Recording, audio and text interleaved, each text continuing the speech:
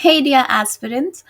So I am starting a series on revision of Constitutional Law Bear Act. Now, what is it all about?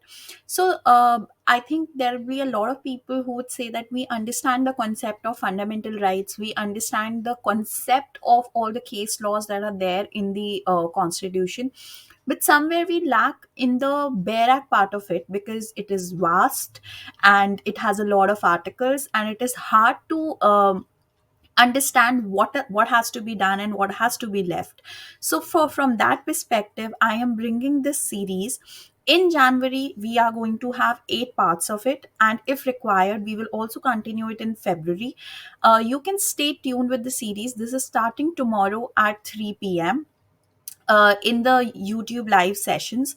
We will focus specifically on the most asked articles. We will restrict ourselves to the Bare Act part of it so that you can learn the Bare Act of Indian Constitution, and this will be helpful for all various kind of exams that you will be taking in 2022.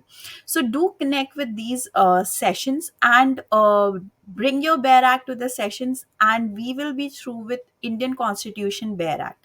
Thank you so much. Hope to see you all there.